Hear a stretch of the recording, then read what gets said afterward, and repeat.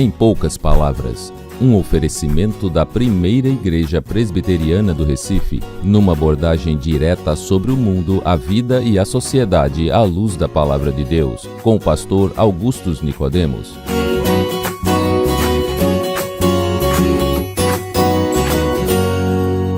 Olá, queridos, este é o programa Em Poucas Palavras, e a você que nos acompanha, desejamos a graça e a paz do nosso Senhor Jesus. Você pode nos acompanhar pelo YouTube e agregadores de podcasts, como também pela rádio IPB, todos os dias em 2 horários, às 13 e às 19 horas. Eu sou Denis Cavalcante e comigo nosso comentarista, o pastor Augustus Nicodemos. Olá, Denis, queridos ouvintes, é uma alegria muito grande retornar até você com o programa Em Poucas Palavras. Queria que você soubesse que a nossa oração, toda vez que a gente grava o programa, é que Deus use o que vai ser dito aqui para abençoar a você e a sua vida.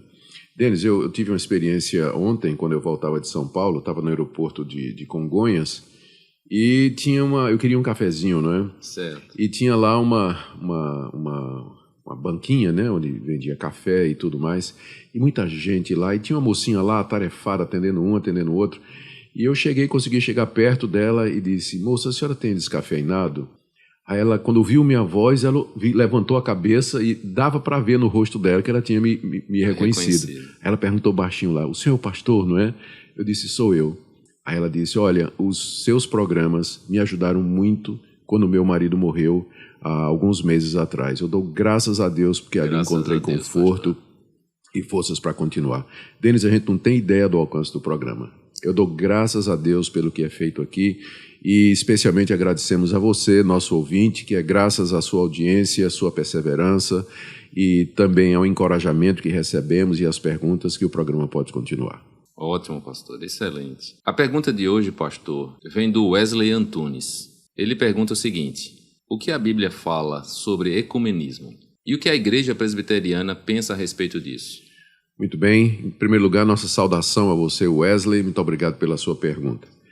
Vamos primeiro definir, não é? Definir o que é ecumenismo, para depois a gente poder chegar a essa pergunta sua, né? O que é que a IPB pensa sobre isso?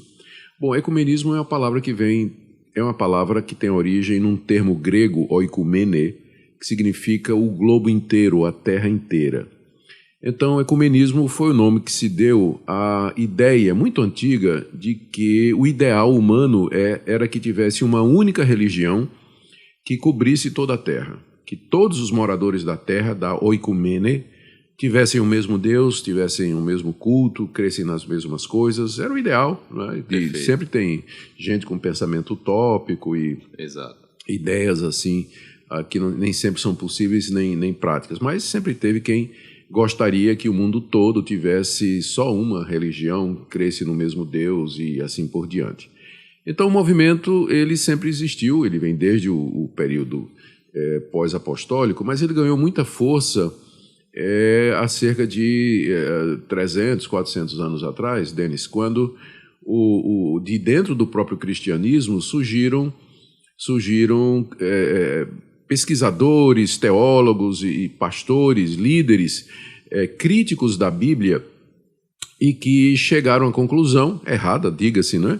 Chegaram à conclusão de que o cristianismo não era a única religião verdadeira.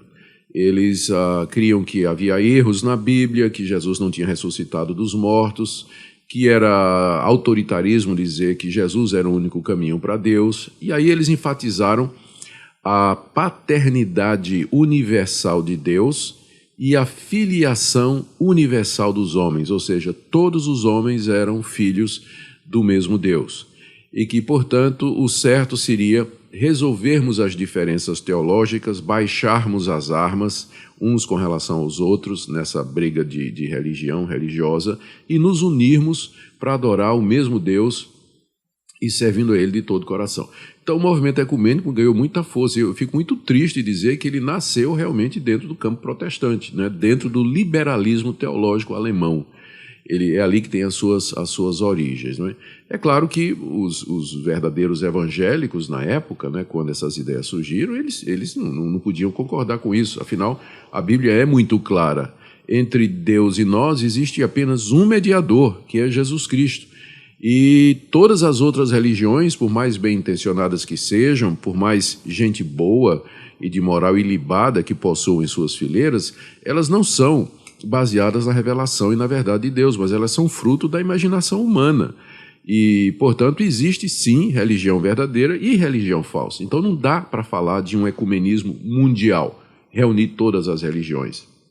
Porque uma deve estar certa e as outras devem estar erradas, né? O cristianismo ele faz reivindicações bastante exclusivistas.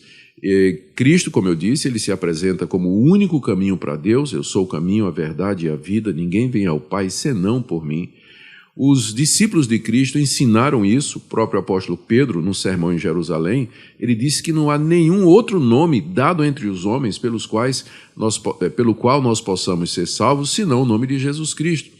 E o apóstolo Paulo, escrevendo a Timóteo, ele diz que só há um Deus e um mediador entre Deus e os homens, Jesus Cristo, homem.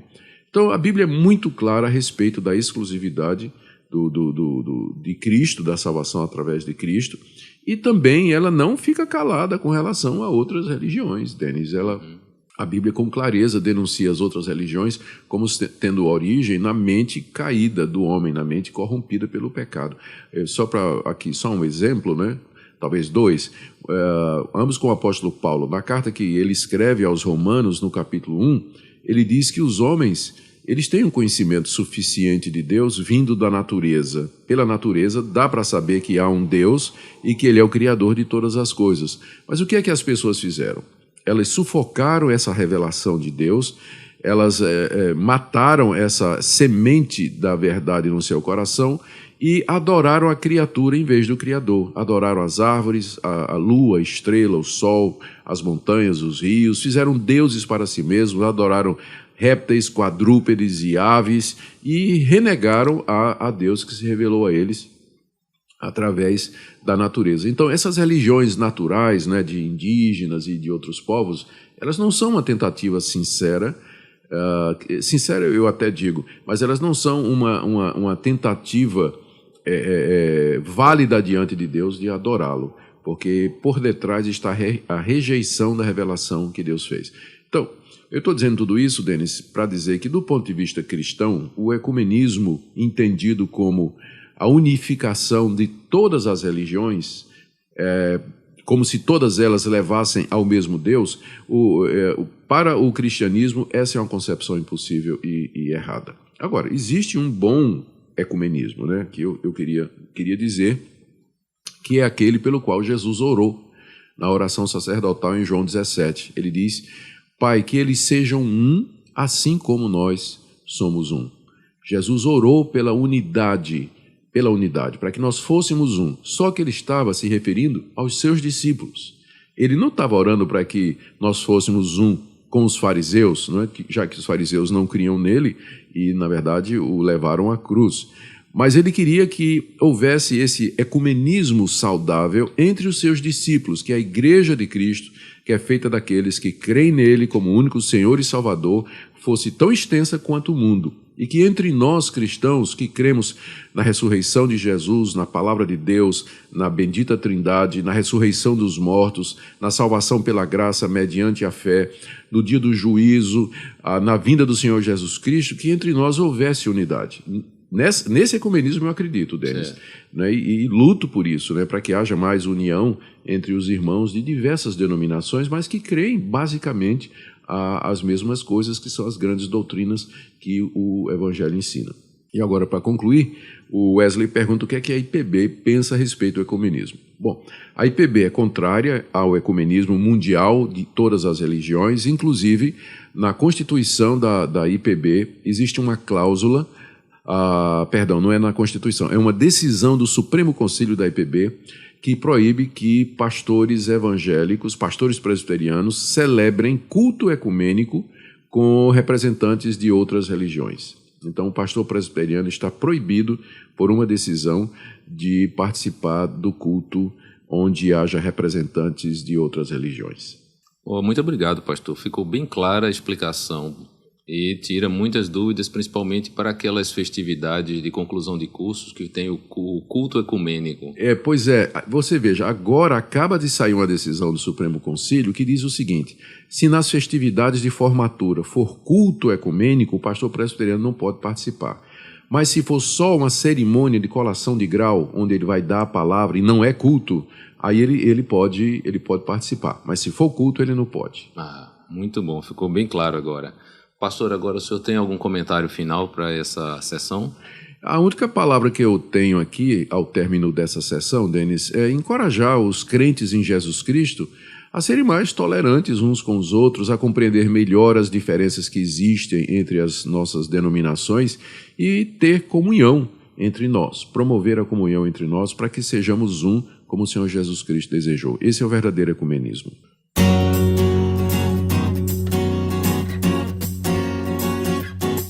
Você acabou de assistir Em Poucas Palavras, um programa da Primeira Igreja Presbiteriana do Recife. Visite-nos à Rua das Crioulas, número 120 Graças, Recife, Pernambuco. Site www.primeiraigreja.org.br. E-mail empoucaspalavras@primeiraigreja.org.br.